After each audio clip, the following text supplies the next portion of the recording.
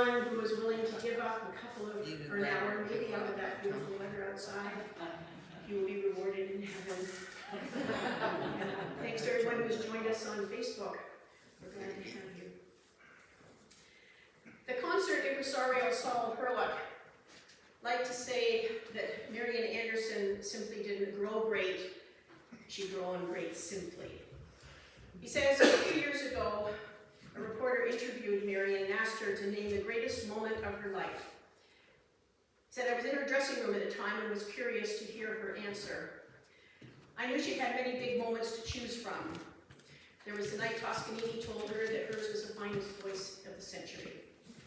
There was a private concert that she gave at the White House for the Roosevelts and the King and Queen of England. She received a $10,000 Bach Award as the person who had done the most for her hometown. To top it all, there was the Easter Sunday in Washington when she stood beneath the Lincoln statue and sang for a crowd of 75,000. Which of those big moments did she choose? None of them, he said. Miss Anderson told the reporter that the greatest moment of her life was the day she went home and told her mother that she wouldn't have to take in washing anymore. That's what humility is all about. And we're now going to sing, Lord, Listen to Your Children Pray. The musicians will play it once and then we'll sing it through the second. Look at that, it's a beautiful slide. This is lovely. Lovely, here we go.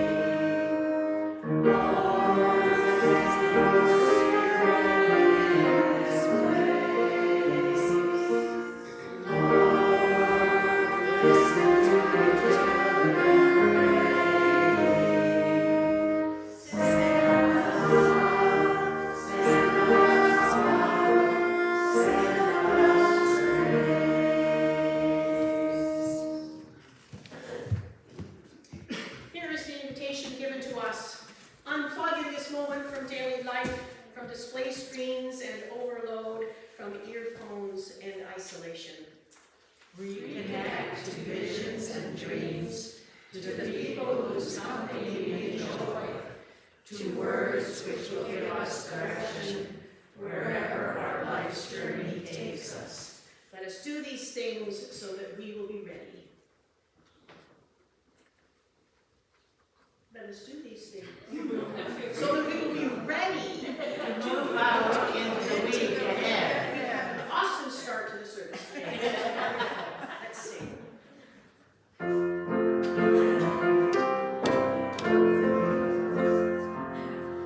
Praise the Lord,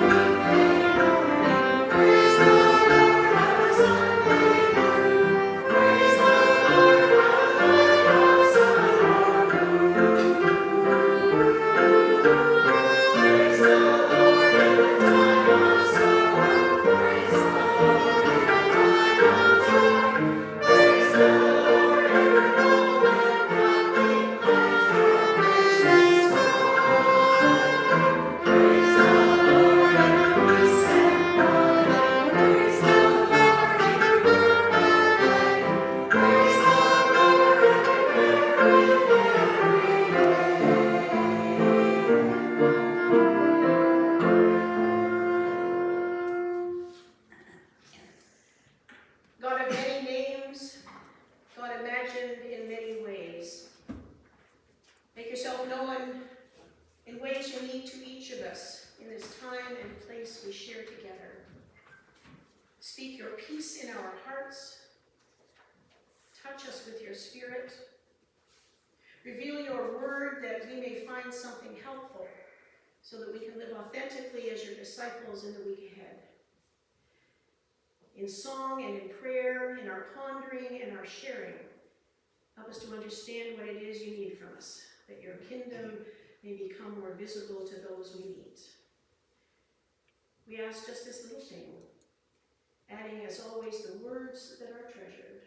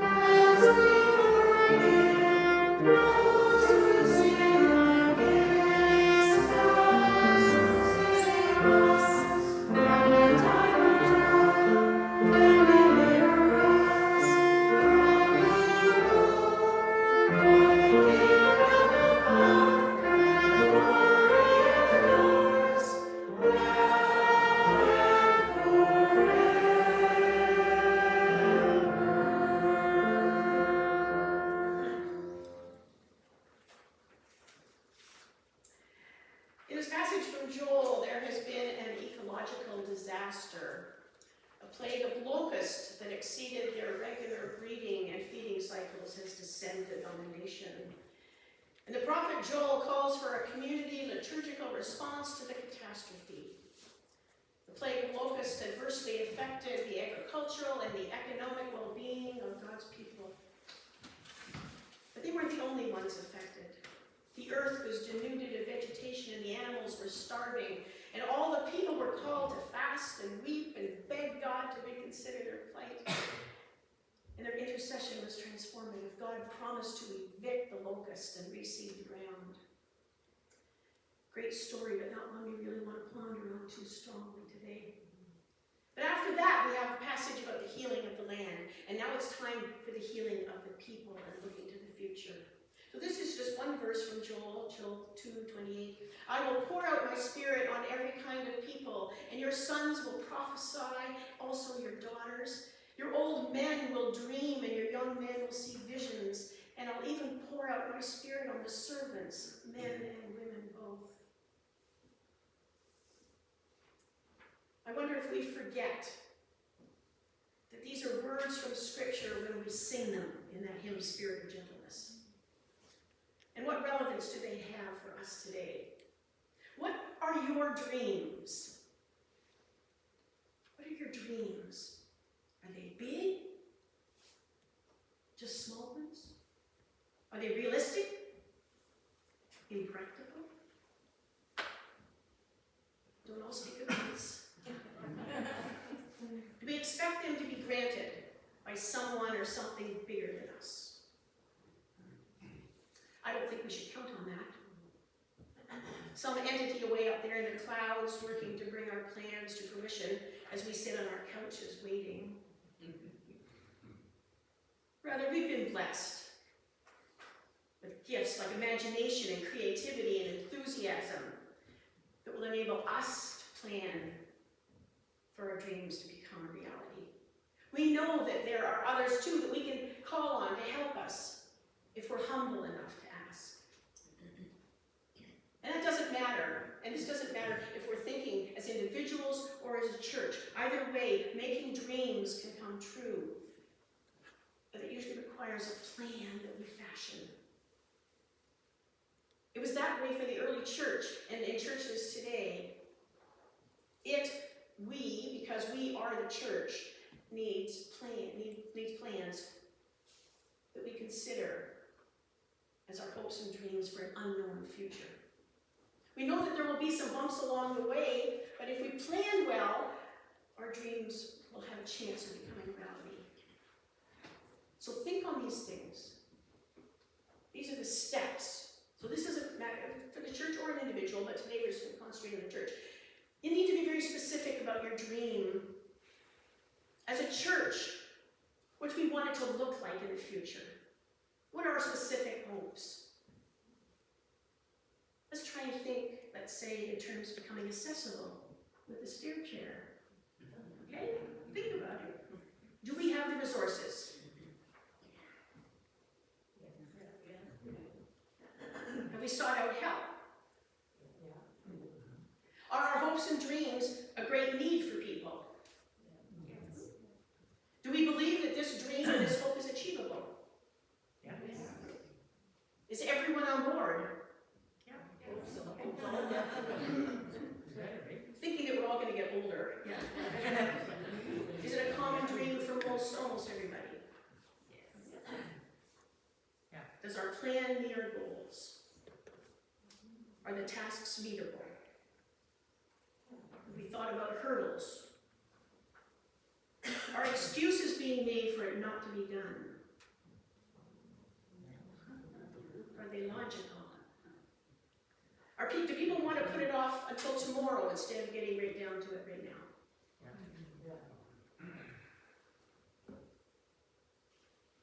When we're ready, is everybody going to be supportive? Or are there going to be the naysayers? Can we visualize what the future will look like for this church, or even right now if we go ahead? Is that stair chair going to be used? Come on, yes, no?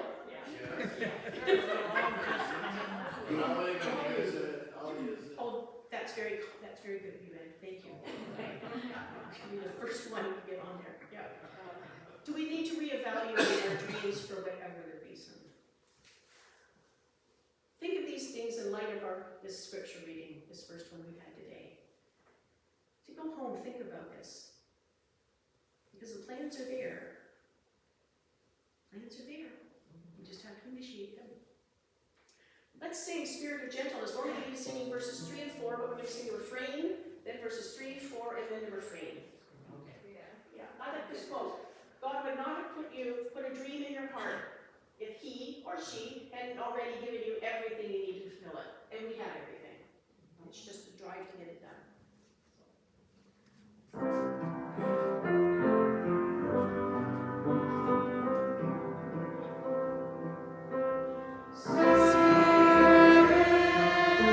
Spirit of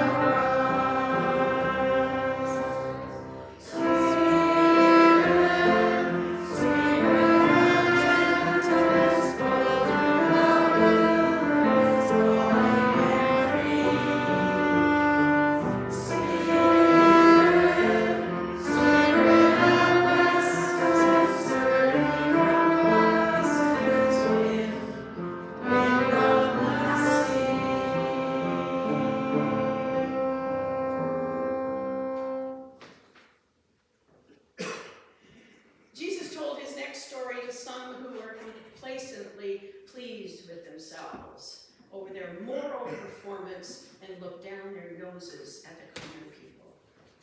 Let's hear this passage.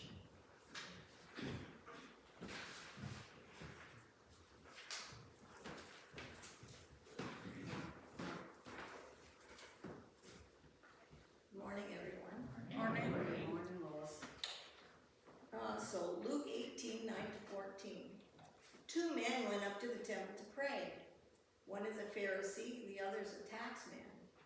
The Pharisee posed and prayed like this. Oh God, I thank you that I am not like other people, robbers, crooks, adulterers, or heaven forbid, like the tax man. I fast twice a week, and I tithe all my income. Meanwhile, the taxman, slumped in the shadows, his face in his hands, not daring to look up, said, God, give mercy. Forgive me, a sinner. Jesus commented, this taxman, not the other, went home, made right with God. If you walk around with your nose in the air, you're going to end up flat on your face. But if you're content to be simply yourself, you will become more than yourself. And we know that we're blessed in the hearing of these ancient words and now are pondering on them in light of our circumstances and practices.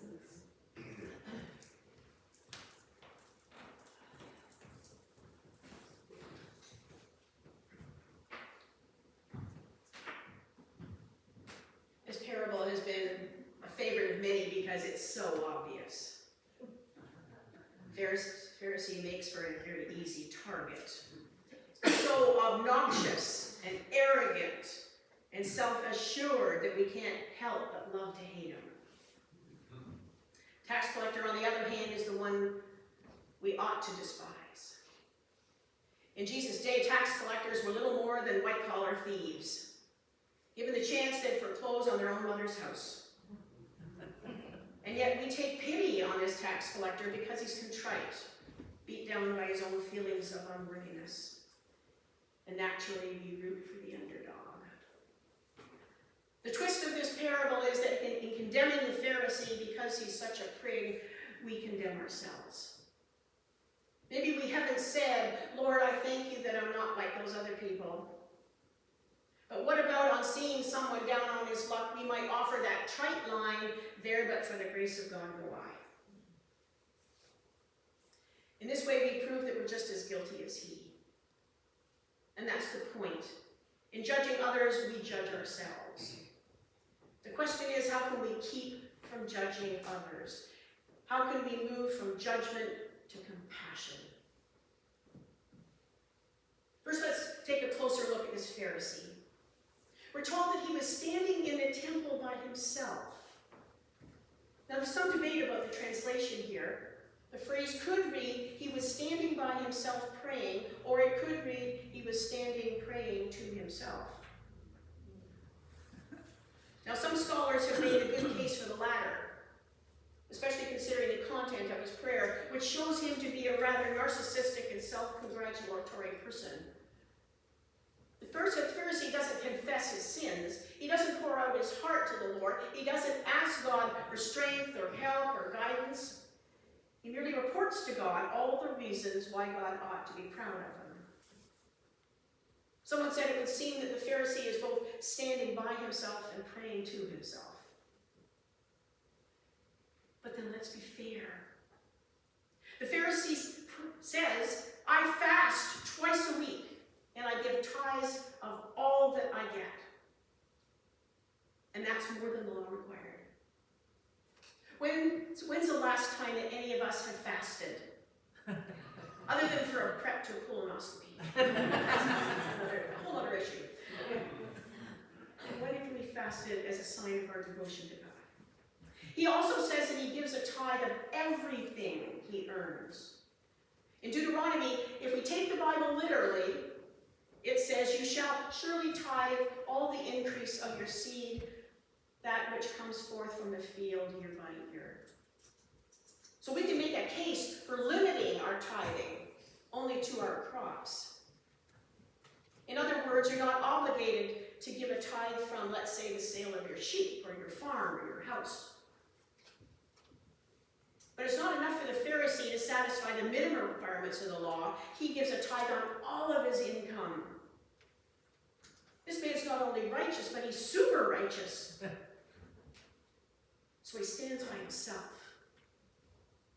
But again, let's be fair. He may be standing by himself because he doesn't want to associate with such lowlifes as the tax collector. And he may be standing by himself because nobody else feels worthy to stand by him. He's in a league of his own.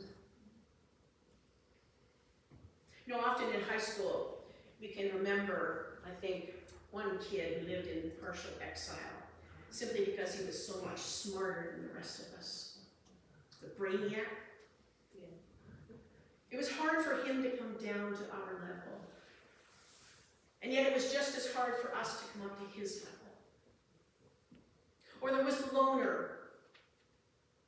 Not because he or she didn't enjoy being around other people, but because other people had a hard time relating to him.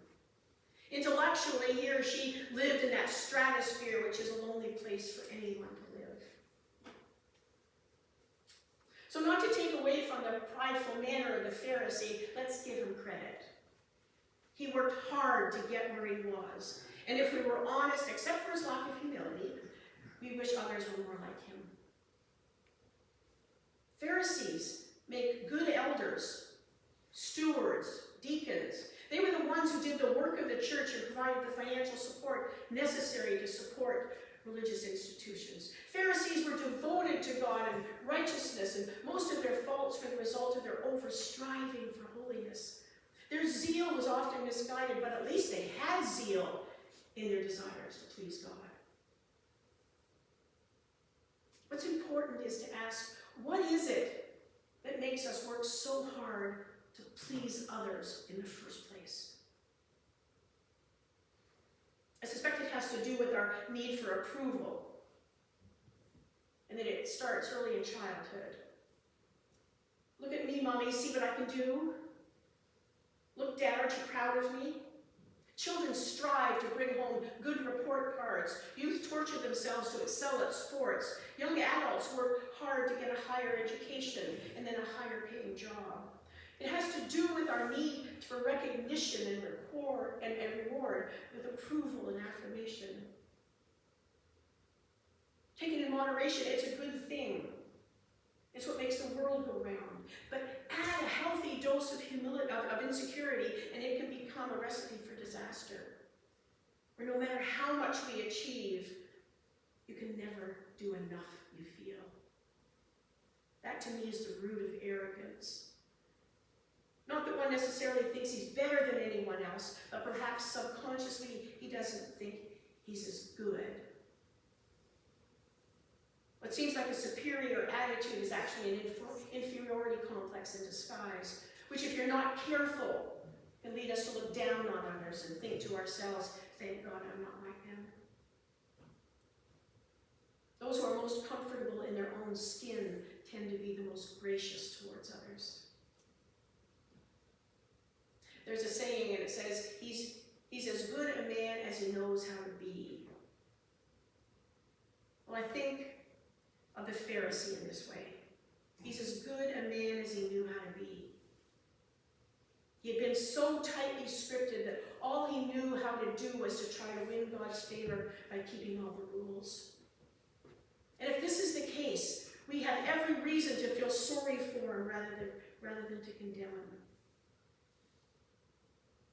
Then we have a tax collector who couldn't even lift his eyes to God. He beat his chest in contrition and wallowed in guilt and shame. And if you knew anything about tax collectors in Jesus' day, you'd say for good reason. I said at the outset that they were white-collar thieves. But they were worse than that. They were among the most hated and despised members of the Jewish community. They ranked somewhere just below murderers and prostitutes. They were unwelcome in the synagogue. Their money wasn't accepted by other Jews.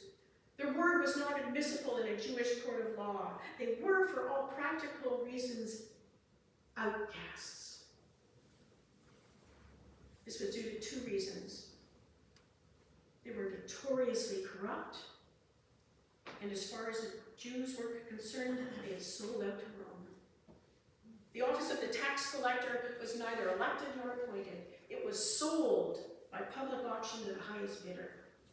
It amounted to a license to steal. Taxes were imposed on every possible asset and commodity. There were property taxes, poll taxes, import and export taxes, sales taxes, tolls on roads and bridges and trade permits. There was even a death tax. Do we ever feel this way? The cost of running the Roman Empire was high, and the people were expected to pony up. But to add to their burden, tax collectors actually got to set the rate at whatever level they could get by with. And whatever they collected, over and above what was due to Rome, they kept for themselves. Driven by greed, tax collectors exploited the people and became extremely wealthy as a result. So according to Luke, the Pharisee wasn't the only one standing off by himself. So was the tax collector. And it wasn't because he felt better than anyone else. He felt worse. It was also because no one in his right mind would have stood beside him. We would have kept our distance as well, I think. If we'd been a greeter at the church door, we would have thought to ourselves, what's he doing here? Who does he think he is? The very idea that he'd turn up. We've all known people like that, haven't we? And I just don't mean crooks who ought to be put behind bars, but worse, I'm thinking of those who prey off of the elderly, and the poor and the gullible, folks you wouldn't want to buy a used car from or ask for a loan. The world is full of con artists and shysters and snake oil salesmen, so that you would have to be on guard all the time. It's hard to know who to trust. And that in itself can lead to making judgments of a different sort. For when we condemn the Pharisees of the world for their self-righteousness, we condemn the tax collectors of the world for their unworthiness. Jesus said the tax collector went home justified because he confessed his sinfulness and threw himself on the mercies of God. And while that may sound just peachy keen, had we been there, we would have said under our breath, yeah, well, just don't let it happen again. The offense of the parable is that there's no indication that the tax collector wouldn't go right back to his unscrupulous ways.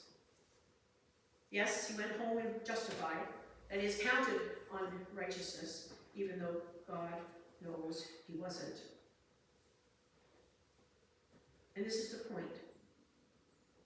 Only as we see ourselves as the tax collector in the parable, saved by grace through faith, are we able to fathom the depth of God's grace and move from judgment to compassion. The story is told of a young adult who came to church about 30 minutes late, just after the preacher had started his sermon. And he walked down the center aisle all the way to the front of the sanctuary and sat down on the carpet. He was hardly dressed for church. He wore saggy pants, a sweatshirt that has seen better days. He had an assortment of rings and piercings all over his body and numerous tattoos. When he walked in, you could feel the oxygen sucked out of the room. Oh my God, people thought to themselves, as we would. They sat there in some stunned silence, as we probably would. The preacher froze in mid-sentence, as I might. Nobody knew quite what to do. Finally, one of the elders got up from the back and walked down the aisle to where the young man was sitting. They all figured he was going to make a scene, but then the young man had it coming to him, didn't he? This older man walked with a cane, and it took him forever to make his way to the front. But when he got there, he did something that no one could have ever predicted. He propped his cane on the end of the pew and very carefully lowered himself to the floor until he was sitting on the carpet beside the young man. And then he motioned to the preacher and said, "Go on with your sermon. I'm sure it's a word that we all need to hear." If this is all we take home today, that's great.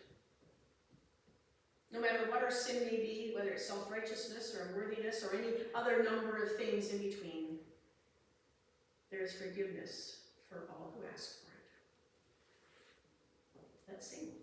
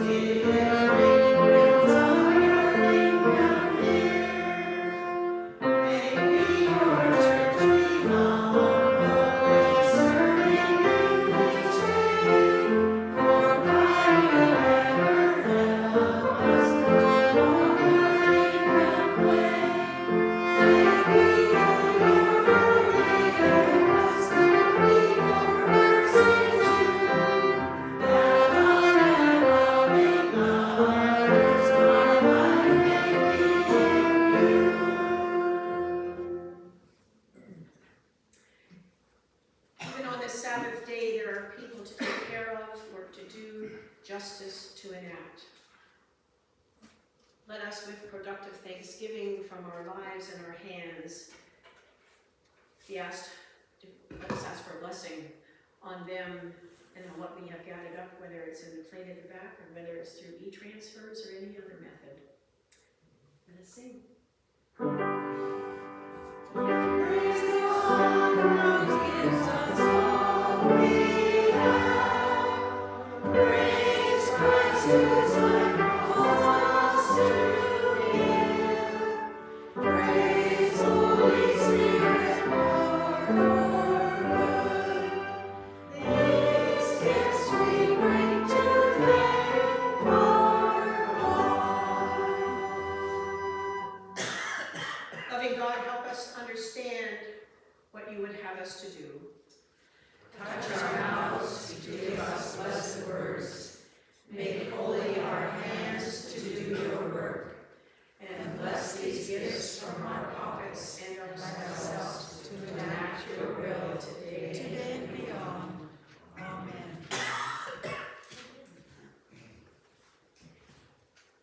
Oh, that was a dream, okay? That was a dream. The numbers went back up, so yeah, I don't know what the number. What's an acceptable number, for COVID? Yeah, so we'll keep just watching. I want you to wear something or have something next week that reminds you of a Halloween costume. Okay, something you've worn in the past, but something you might want to wear, something you had a hope or a dream maybe to wear. Okay, I should bring it. Yeah, that'd be good. I want to thank all those people that filled out the surveys. There were 16 people that filled them out, and there were 10 people there yesterday at the meeting with Kathy and Irene. And so they shared some of what was on the surveys, but they're going to write up a report, and then it'll be distributed. So yes, thank you very much. It was helpful. The meeting wasn't onerous. It lasted 15 minutes, and we were back out on the street. So that's good. Is there anything else that we need to share? No? Except these two in the front seat belong to me.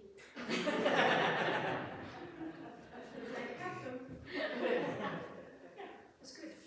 They don't know yet that they're in for a lot of yard work this afternoon. And then now. Yes. I did speak to Randy yesterday, and he is really still feeling under, so hello Randy, if you're watching. Yes, he's still feeling under the weather. But yeah, that's what he mentioned, that you were going to do it, so. Yes. Okay. I have permission. Is there anything else? No? Okay.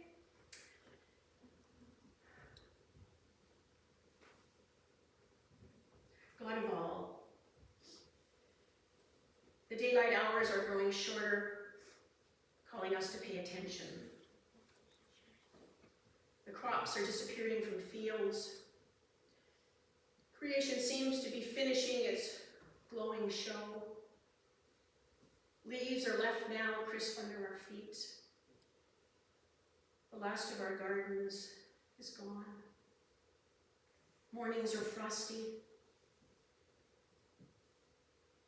Change is happening in the world around us, but you are unchanging. You remain present in and through us, calling us to continue to be your faithful co-creators, stewards, even as we are forced to acknowledge the need to accept change and how difficult that may be. Whether it's in our personal worlds that change, the one we observe on our travels, as we put our gardens to rest, as we welcome new family and friends, say goodbye to those leaving in whatever way that happens. Give us the grace to embrace it without fear, to accept it as a new opportunity to grow, to look at things differently. Remind us of what it means to act with humility, to listen without judging, to be open to new ideas, to share generously.